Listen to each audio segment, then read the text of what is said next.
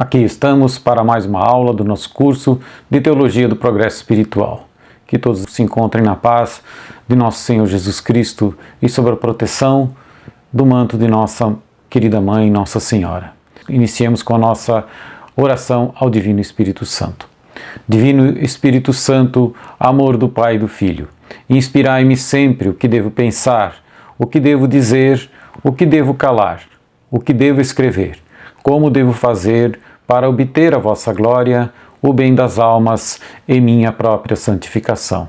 Glória ao Pai, e ao Filho, e ao Espírito Santo, como era no princípio, agora e sempre. Amém. Hoje trataremos do disciplinamento, para não dizer assim mortificação, que parece um termo meio ríspido, né? Para dizer mortificar as faculdades superiores, o intelecto e a vontade. Realmente estaria mais correto em disciplinar, orientar para dar glória a Deus. Então, como falei, essas faculdades superiores são o intelecto e a vontade. Tal a importância delas que são elas que fazem ser o que nós somos. E por isso, se elas estão mal formadas, não seremos boas pessoas, nem bons cristãos. Então precisam ser disciplinadas, porque também foram afetadas pelo pecado original. Com a queda, nossa vontade se corrompeu. O nosso intelecto já não busca a verdade eterna, já não busca o Senhor, né, como deveria. O intelecto, ele nos foi dado por Deus para conhecer essa verdade, conhecer o Senhor. Esse conhecer o Senhor é conhecer a Deus e as coisas de Deus, né? Deus, de fato, nos ilumina com uma dupla graça, né? Um duplo dom, o dom da razão e o dom da fé. Então, no estado presente, no estado que nós estamos, estado decaído, não podemos alcançar a completude da verdade sem o concurso dessas duas luzes que Deus nos dá, o dom da razão e o dom da fé. Ignorar qualquer uma delas ou desprezar é cegar-se a si mesmo. Vejam que às vezes as pessoas dizem: não vou buscar um médico porque Deus vai me curar, ou não vou buscar um psicólogo porque Deus vai me curar. Ora, Santo Tomás vai deixar muito claro que a fé não destrói a razão. A fé vai dar completude à razão, vai elevar essa razão a um nível muito superior, mas nunca destruirá.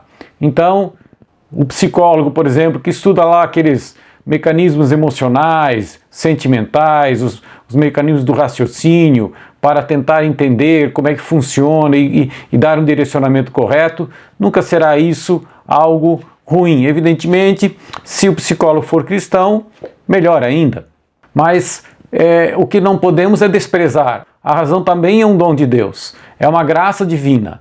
Então você atribuir somente a fé, querendo um milagre de Deus para ser curado, quando Deus colocou à nossa disposição, quando o médico está ao nosso alcance, desprezando esse dom de Deus, não está correto. E aí, às vezes, as pessoas se equivocam, querem um milagre, querem o sobrenatural, quando o natural que Deus nos deu também está ao nosso alcance. Então, disciplinar o intelecto é da maior importância, né? Porque é o intelecto que ilumina a nossa vontade, que é a segunda faculdade que veremos hoje. É ele que faz a vontade orientar-se para o bem. É ele que, com o nome de consciência, é a regra da nossa conduta moral. É a regra da nossa conduta até sobrenatural. Então o intelecto, com as verdades que nos foram ensinadas, com a verdade que estudamos e aprendemos, ele orienta a nossa vontade, dá o nosso conceito de correto e incorreto, de bom e de ruim. E isso é fundamental. Veja então, se o intelecto está mal formado, podemos tomar atitudes equivocadas. Então veja assim quanto é importante. Por isso, às vezes, até a orientação doutrinal.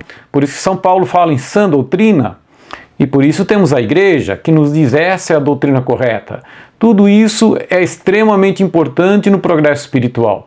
Quanto mais nos aprofundamos, mais vemos às vezes os erros que outras igrejas pregam, quanto é profundo os erros deles. Num nível espiritual pequeno, baixo, nós às vezes nem chegamos a perceber, mas quanto mais nos aprofundamos, mais vendo que é realmente algo nefasto para a vida espiritual, às vezes o que se proclama.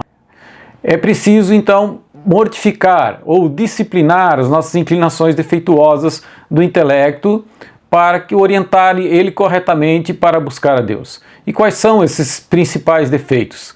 Primeiro, a ignorância. Depois, a curiosidade e a precipitação no agir. E por fim, o orgulho e a obstinação. Veremos cada um deles um pouquinho. Em primeiro lugar, a ignorância é superada, claro, pela nossa aplicação ao estudo. Estudar os evangelhos, ler, meditar. E também todas as coisas que se referem a Deus. Então, ler livros de espiritualidade, ler livros sobre oração. Não é razoável que a gente se dedique a todas as ciências da terra e desprezar a ciência da salvação. Porque, afinal de contas, o nosso fim último é Deus. Vamos para lá e desprezamos as coisas de Deus para, às vezes, nos dedicar às ciências do mundo. Na verdade, claro que devemos estudar as ciências da terra, principalmente quando está relacionado com os nossos deveres estados. Então, se eu sou um professor, obviamente tenho que estudar a matéria, a ciência a qual ministro, para explicar isso aos alunos. Ou, se eu trabalho numa empresa, conhecer todo o que está relacionado com aquela empresa. Então, faz parte do meu dever estado. E isso sim vou estudar. Estamos falando do estudo de coisas vãs e no momento que temos tempo e acabo me dedicando a outras coisas que não a nosso Senhor. Como falei, então, nosso dever primordial é conhecer a vontade de Deus.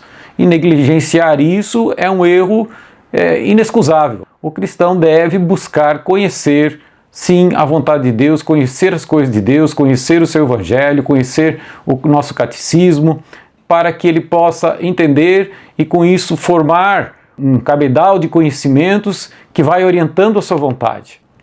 O segundo defeito é a curiosidade. Está quase relacionado com o anterior. O padre Tanqueray vai dizer que a curiosidade é uma doença da mente. Não chega a ser uma doença, mas é algo parecido, né? Um impulso da pessoa, quase que uma paixão, às vezes buscar coisas que só fazem aumentar a ignorância, mas ou pelo menos não trazem nada. Levam a buscar até com ansiedade conhecimentos que causam deleite, que causam prazer pessoal, em prejuízo, ou seja, desdenhando aquilo que é proveitoso.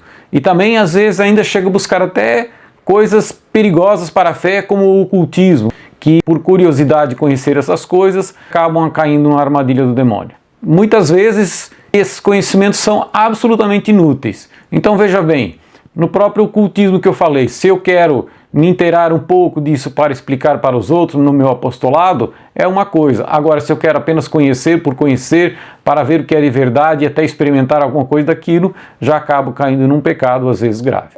Além disso, todo esse estudo vão, esse estudo que não leva a nada, faz perder um tempo precioso. Como falei, São Paulo diz já na aula anterior, falei que é preciso aproveitar ciosamente o tempo. Isso é uma conduta de sábio, de pessoas prudentes. Tudo que nutre mais a imaginação que o entendimento precisa ser moderado. Então, até mesmo essas coisas tipo noticiários, jornais, revistas, TV, internet, tudo alimenta em nossa imaginação, a nossa curiosidade.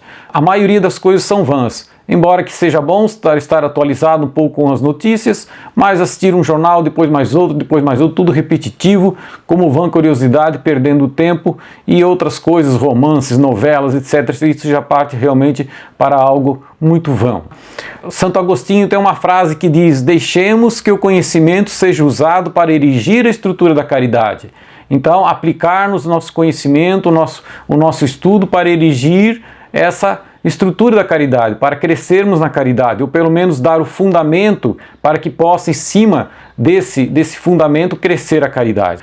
Então, mesmo no estudo, às vezes, da espiritualidade, há quem busque mais a satisfação e a curiosidade do que o próprio intuito de crescer espiritualmente, de conhecer melhor a Deus. Acabam com isso, às vezes, deixando a práticas muito mais importantes, que a oração, a mortificação, para o crescimento espiritual, para dedicar um estudo. É a perda do foco.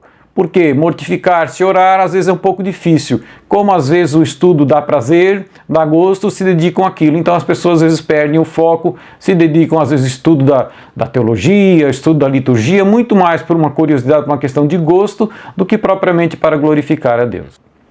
Por fim, o terceiro vício do intelecto é o orgulho. O orgulho do intelecto, que o padre Leandro Scupoli, é um livro muito recomendado por São Francisco de Sales, que é o Combate Espiritual, ele vai dizer que é o mais perigoso e mais difícil de superar que o orgulho da vontade, que é o orgulho do intelecto, porque cria obstáculos à fé e à obediência superiores. Por quê? Porque quanto mais autossuficientes nos consideramos, nos sentimos, mais confiamos no nosso juízo pessoal. E com isso temos mais relutância em aceitarmos os ensinamentos da fé. Tem que passar pelo nosso filtro, pelo nosso entendimento. Isso às vezes dificulta muito, porque queremos submeter, por exemplo, os dogmas de fé a interpretações pessoais. Também esse orgulho nos leva a não gostar de consultar os outros, porque eu sei onde buscar, eu sei onde procurar, e muito menos às vezes os superiores. Também leva esse orgulho intelectual a esse tipo de comportamento. Devemos nos submeter docilmente aos ensinamentos da fé, a primeira coisa. A fé em busca do entendimento, vai dizer Santo Anselmo. Aí Santo Agostinho dizia uma frase bastante interessante: antes da fé, entender para crer, depois da fé, crer para entender. Por quê? Porque as pessoas às vezes que não têm fé, não aderiram à fé, eles querem entender tudo para poder crer e na verdade não conseguem. Nas coisas da fé é preciso primeiro crer e depois muitas vezes se abre o entendimento. Às vezes surgem outras dúvidas. De novo é preciso crer e Deus vai nos iluminando com seu Espírito Santo e entendemos a partir do momento que cremos. E antes de crer, não entendemos. Então é assim que mais ou menos que funciona. Esse é o porquê que Santo Agostinho disse essa frase, né? Como eu falei dos dogmas, há aqueles que não crendo e querendo interpretar os dogmas acabam minimizando a sua força. A ressurreição de Jesus, por exemplo, não foi bem assim, porque Jesus atravessou parede, um corpo não pode atravessar parede, e assim vão minimizando as forças dos dogmas da ressurreição, por exemplo, da Eucaristia, da Assunção de Nossa Senhora, etc., criando mecanismos de raciocínio para, no fundo, justificar a sua não crença. Quando, na verdade, a partir do momento que cremos, começando a ser iluminados e acabamos crendo cada vez mais e sabendo que pelo poder de Deus e pela força de Deus tudo se explica, né?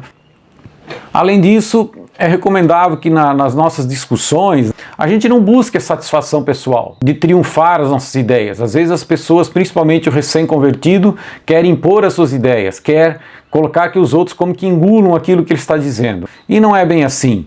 Em primeiro lugar, é muito difícil que nas opiniões contrárias não haja alguma coisa de verdadeiro que não havíamos pensado, mesmo que a pessoa não tenha fé. Às vezes ele dá alguma ideia, alguma dica que ele leu em algum lugar que você realmente não tinha pensado nisso, né? Ele pode estar errado, mas alguma coisa boa lhe sai. Então, não adianta querer impor. Expor com muita humildade, se não for acatado, deixa assim. Às vezes, com mortificação, é preferível ceder, mesmo tendo certeza que está certo. Deixa assim, a hora que a graça tocar nele, ele vai compreender, nos calamos. Isso, inclusive, é muito recomendável na vida familiar, nas discussões, às vezes sabemos que estamos certos. Então, expomos com humildade, não se aceita, deixa assim, cala, deixa o tempo passar, mais tarde as coisas vão se ajeitar, ele vai sendo iluminado por Deus e talvez entenda aquilo que você queria expor. Isso evita muito conflito e traz uma paz muito grande dentro da família e também às vezes no próprio meio de trabalho e de estudo. Por fim, o disciplinamento da vontade. A vontade é a rainha das faculdades, é a mais importante, porque é ela que comunica, na verdade, o mérito e o demérito das nossas ações. Pela nossa liberdade que nós temos, né, o livre-arbítrio, nós optamos pelo que é certo, pelo que é errado, pelo bem ou pelo mal, né, e isso comunica o mérito. Então tudo está, na verdade, na vontade. Já vemos que o intelecto fornece as ideias para que a vontade se incline para um lado para o outro, né? Então, disciplinar a vontade, na verdade, é disciplinar o homem inteiro.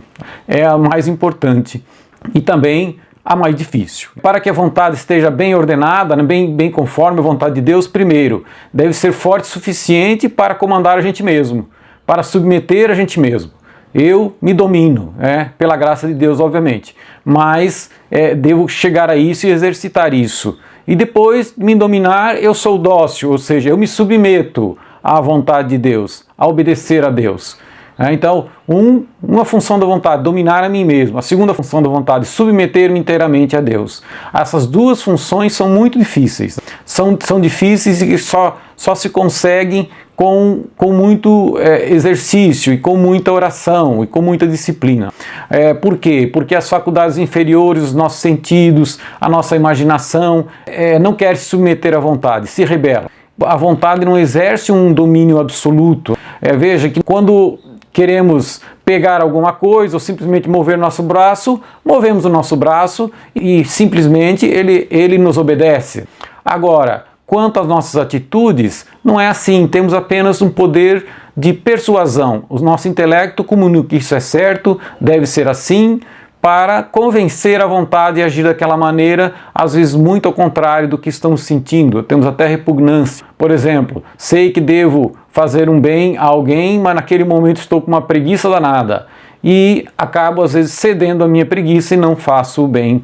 Isso é deixar de dominar-se. Então o intelecto vai dizer, vá lá, faça o bem, é o melhor naquela hora, e a vontade tem que dizer, não, vou superar essa minha inclinação para a preguiça naquele momento e vou fazer o bem.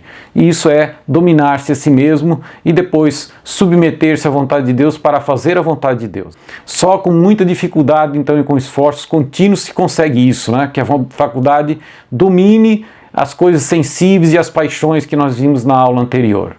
Não menos esforços se exige para que ela se submeta à vontade de Deus. Por quê? Porque a gente sempre quer ter uma certa autonomia, queremos nós decidir por nossa conta, mas a vontade de Deus quer nos santificar, nos quer de nós sacrifícios, quer que submetamos inteiramente a Ele, a esse abandono filial à vontade de Deus. E diante dessa dificuldade, do desejo de autonomia, muitas vezes a gente recua, cedemos aos nossos gostos e caprichos. Muitas vezes é comum as pessoas dizerem, não sinto isso no meu coração, não é vontade de Deus. Espera aí, pode ser até uma inspiração do Espírito Santo, mas vamos avaliar, segundo o Evangelho, segundo a doutrina católica, segundo o catecismo, se isso que você está dizendo realmente não é conforme a vontade de Deus. Então, às vezes, esse sentimento é um mero capricho. Então, não tem nada a ver com não sinto no meu coração, não é vontade de Deus. Se isso for uma inspiração do Espírito Santo, deve estar em acordo com o Evangelho, com tudo. E ainda assim, é muito bom submeter um diretor espiritual, principalmente se for algo assim de maior vulto, algo que não é comum que os cristãos façam. Então, em cedendo assim aos nossos caprichos, a vontade de Deus fica em segundo plano. Acabamos não fazendo mais a vontade de Deus. Os principais obstáculos da vontade dividem-se em interiores e exteriores.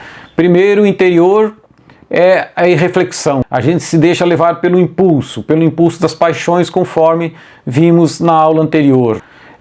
Depois, às vezes, a ansiedade febril. Às vezes a pessoa, mesmo a paixão orientada para Deus, ela é imprudente. Coloca-se energia excessiva, mal orientado, se consome o corpo e a alma em energias desperdiçadas. Então é preciso moderação, mesmo para o bem, como já falamos também na aula anterior.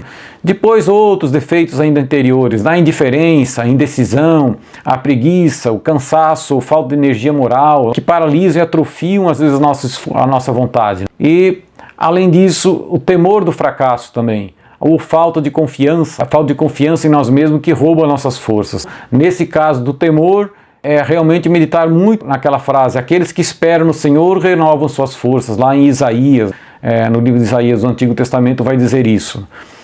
A respeito dos obstáculos exteriores, o padre Tanqueray vai citar dois. O primeiro é o dito respeito humano, ou seja, é aquela inibição nossa de propagar a fé ou de demonstrar a nossa fé para os outros, por medo de críticas e zombarias pelo que os outros vão dizer, ou até mesmo de criar um certo constrangimento no ambiente que se está, porque você revela a sua fé com muita propriedade, com muita convicção. Então, nesse sentido, é realmente meditar que o que importa é o juízo que Deus faz de nós, não o que os outros façam de nós. No fundo, com o tempo, a gente vai nos apegando de nós mesmos e deixa os outros pensarem o que quiserem. Eu vou seguir a minha fé. Então, se naquele momento é horário de ir à missa, eu vou à missa, não importa o lugar que eu esteja.